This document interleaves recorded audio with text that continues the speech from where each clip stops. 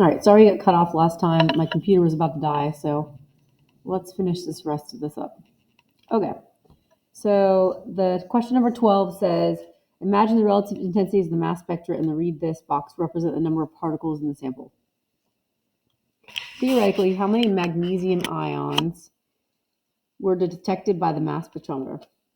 So we just have to look at the numbers given in the actual picture. So just up here, 100 plus 13 plus 14. So that equals what, 127? So that's all you do for that. Sorry, I can't see my work there. 100 plus 13 plus 14. And again, just clicking back at this, 100, 13, 14. That's it. Then the next question says, what percentage of the ions were magnesium 24 ions? Show mathematical work to support your answer. Well, it says here, so we have 100 out of the 127 total, right, times 100. And if you calculate that, I end up getting 78.74%. Show mathematically how a computer might translate the 13 peak in the relative intensity graph to 10% for the percent abundance graph. So that's because we have 13 out of 127. And if we multiply that by 100 to get the percent, you're just going to get, I get 10.23, which is close enough to about 10%. Okay, so if we stop right there, we still have this portion. So we're not done yet. We still have this page. I thought we were at the extension questions. So let's continue on. Okay, so let's read this.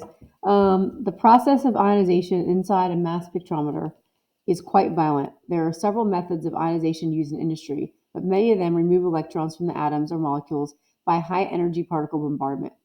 In other words, the electrons are knocked off the atoms or molecules by high speed particles colliding with them. Occasionally, this process will break apart a molecule. This is called fragmentation. The pieces are analyzed by the mass spectrometer along with the whole molecules.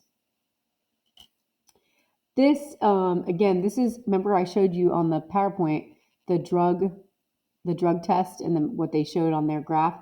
This would be an example of those metabolites showing up that I was talking about, not the full molecules. So the following information was gathered by mass spectrometer for the element fluorine. Fluorine has only one natural isotope, but it does form diatomic molecules naturally. So yeah, remember, so we have fluorine is F2, naturally forming. Propose an explanation for the two lines on fluorine's mass spectrum. So if you look at the mass of fluorine and it's a diatomic, the mass is going to be 38. If it's just one fluorine, it's 19. So this would indicate this would be the diatomic one, and this would be just the regular F. Does that make sense? So this would be, we would call this the diatomic molecule. And then since this is not the full diatomic molecule, this would be an example of a fragment of it. Put a fragment of F2. Okay, so let's take a look at this. The element of chlorine has two natural isotopes, 35 Cl, 76% abundance, and 37 Cl, 24% abundance. The mass spectrum of chlorine has 5 lines. 3 of the lines in the mass spectra are from the diatomic molecules of chlorine. List the 3 possible combinations of 2 isotopes and their total mass number. So we know we have 35 Cl2 and we have 37 Cl2 because they told us that. And so those are 70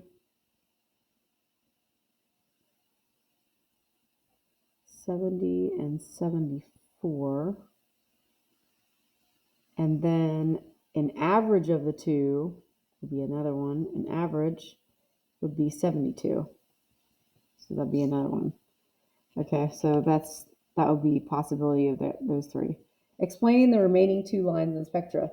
And so all they would be, the remaining 2 lines, because chlorine again is diatomic, they would just be fragments. Fragments of 35 Cl and 37 Cl. Sorry, I know you guys couldn't see that. There it is. Okay, so it says draw a mass spectrum that would result from diatomic chlorine, include the mass charge number, and estimate the relative abundance of each ion. Assume +1 ions are formed. Although the heights of peaks are difficult to predict, you should be able to determine which will be taller and shorter based on the abundance.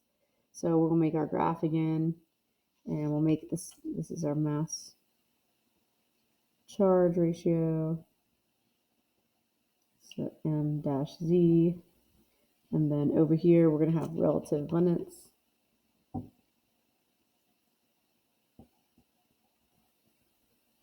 And they told us a couple of them, right? They told us 76% was the CL, so it's 35 CL. Let's make that 76%. This is what I'm going to do, so I don't have to put numbers over here.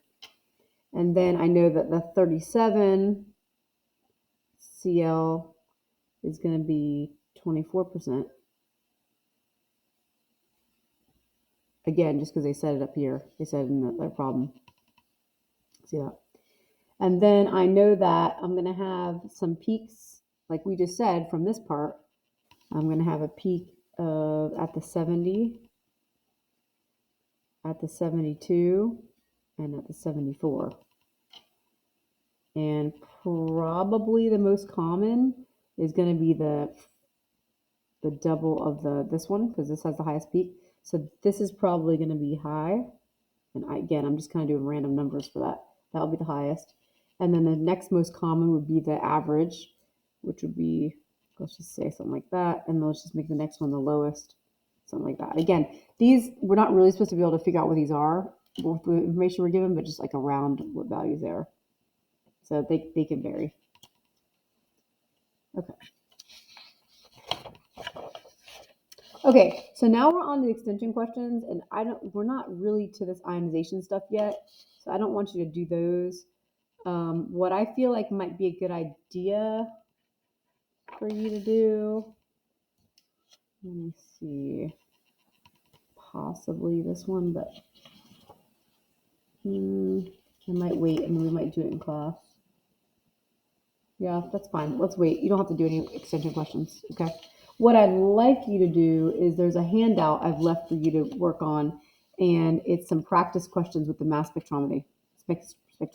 So work on that. Okay, thanks.